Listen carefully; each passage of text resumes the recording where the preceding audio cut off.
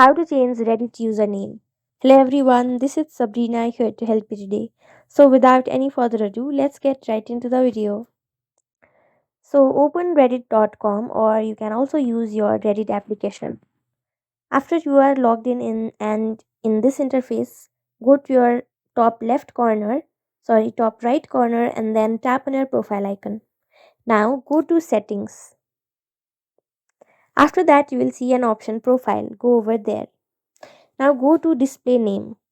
And from here you will be able to change your display name and also create a new one. So that's how you do it.